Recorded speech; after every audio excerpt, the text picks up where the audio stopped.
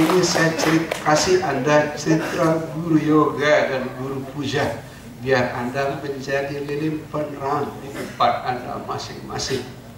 Sekarang kita cerita 3 jenis guru dan tiga-tiganya menerangi secara luar biasa. Pertama, guru yang palsu. Bayangin, guru yang palsu saya menerangi, apalagi guru yang asli. Misalnya kita guru yang palsu. Cerita Hindu dulu. Ada cerita tentang Kina Kilaya yang mengagumi Drona. Dia bikin patungnya Drona, disembah tiap hari, disembah patung. Namun juga patung kan tidak sama dengan yang asli patung. Di depan patungnya Drona, Kina Kilaya kemana? Anda tahu keterampilan Kina Kilaya dalam hal memanah tidak kalah dari Arjuna. Padahal beliau belajar dari seorang guru yang palsu. Tepuk tangan dulu. Guru palsu. Anda bayangin, guru palsu saja, asal Anda tekadnya kuat, Anda janjinya kokoh, baktinya tidak pernah roboh. Percaya. Mirip dengan cerita Kina Kilaya di Hindu. Di Tibet ada cerita yang terkenal sekali, juga bakti kepada guru. Suatu hari ada seorang ibu yang merasa dirinya hidupnya sudah tidak lagi lama. Hidup saya sudah nggak lama. Anaknya, anak laki-lakinya jadi pedagang yang sering pergi ke India. Nah, nanti kalau pergi ke India, belikan ibu relik Buddha. Relik itu sebut sajalah, kalau orang suci dibakar, ada bagian tubuhnya yang tidak terbakar disebut relik. Baik Bu, pulang pertama lupa, mana reliknya, lupa Bu. Besok kalau pergi jangan lupa beliin ya. Yang kedua lupa. Yang ketiga dasar pedagang. Pedagang kan gelarnya D3, duit, duit, duit, lupa lagi. Yang keempat lupa lagi. Yang kelima ibunya ngancam, kamu kalau tidak bawa relik. Yang keenam ini, begitu kamu sampai di rumah ibu bunuh diri. Takut anaknya. Yang keenam lupa lagi. Dekat-dekat rumahnya baru dia ingat, nah sekarang ibu bunuh diri nih, saya nggak bawa relik. Dasar pedagang kan akalnya banyak. Akalnya banyak, pedagang tahu sendiri. Dia lihat kiri kanan, di sana ada bangkai anjing. Dan gigi bangkai anjing itu dicopot, cepet, dibersihin, digosok-gosok, dibungkus dengan kain suci. Ibunya dibohongin, Bu, ini reliknya. Padahal itu gigi bangkai anjing. Nah, oleh ibu yang penuh bakti ini, gigi bangkai anjing ini ditaruh di altar. Orang Buddha kan punya altar. Tiap hari disembah, disembah. Dia nggak tahu itu gigi bangkai anjing. Setiap kali ibunya menyembah, anaknya ketawa. Ibu saya bohongin. Tapi ibunya aduh, nyembah. Untuk membuat ceritanya jadi ringkas, ibu ini tatkala wafat dari relik palsu, yang aslinya adalah gigi bangkai anjing. Keluar cahaya indah sekali seperti pelangi memancar. Tepuk tangan dong. Anda tahu, ini palsu. Ya, patung disembah, hidup. Gigi bangkai anjing pun disembah, hidup. Bagaimana kalau Anda menyembah seorang guru yang sejati? Kayak apa cahaya ini? Guru palsu. Ya itu, pertama guru palsu, terang-terang palsu. Siapa bilang gigi bangkai anjing asli? Palsu. Tapi memancar cahaya. Yang kedua, guru setengah asli, setengah palsu. Ya sehingga setengah-setengah lah. Nah, Drona, Anda tahu sendirilah Drona seperti apa. Saya pantang lidah saya jelek-jelekin orang, pantang. Kalau saya menyebutnya ya setengah asli, setengah palsu. Tapi di Bali, Anda yang menekuni upacara di pura, itu cerita Bima mencari tirta suci Kamandalu, itu dijadikan upacara di Bali. Saya tidak tahu apa yang terjadi di desa Anda. Waktu kecil, saya suka bertanya. Suatu hari ada upacara di desa saya, sasi apa saya lupa. Para dewa di desa kita bawa ke pantai, bahasa minta maaf kalau ada para dewa di sini, minta maaf.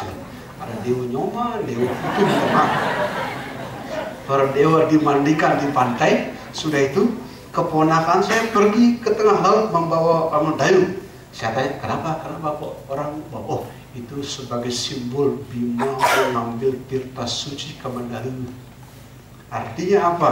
Citra Bima dengan tirta suci Kamandalu di Bali diupacarakan, dilakukan setiap tahun sebagai simbol. Anda lihat, guru setengah asli setengah palsu pun membuat dia jadi bercahaya. Sekarang kita citra guru yang ketiga, guru yang asli. Di Hindu, cerita yang paling menarik adalah percakapan antara Arjuna dengan Sri Krishna yang kita sebut Bhagavad Gita. Di Barat diterjemahkan Bhagavad Gita dengan judul Conversation with God, bercakap-cakap dengan Tuhan. Belakangan ditulis oleh Neil Donald Walsh, dan dia sendiri bercakap-cakap dengan dirinya, disebut Tuhan itu urusan dia. Tapi Arjuna sama Sri Krishna mau tempur, bercakap-cakap. Ya, saya cari kenapa Arjuna yang dipilih untuk mendapatkan ajaran suci Bhagavad Gita. Kenapa nggak Bima? Kenapa nggak Yudhishthira saja yang paling tua? Belakangan saya ketemu di buku suci dan dibenarkan oleh meditasi saya. Arjuna itu artinya purity of heart, hati yang suci. Tepuk tangan. Jadi Arjuna dapat ajaran langsung dari Tuhan, karena Sri Krishna itu seorang awatara, reinkarnasi Tuhan.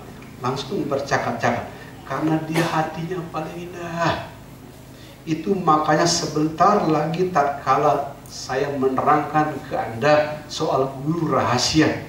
Boleh berguru pada guru rahasia, tapi yakinlah hati Anda sudah indah. Kalau hati Anda belum indah, berguru pada guru rahasia bahaya. Karena di alam rahasia ada Tuhan meminjam mulut setan, ada setan yang meminjam tubuh Tuhan, itu banyak. Dan Anda akan sangat dikacaukan. Dan Arjuna mengajarkan boleh memasuki alam rahasia tatkala Anda hatinya sudah indah. Tepuk tangan.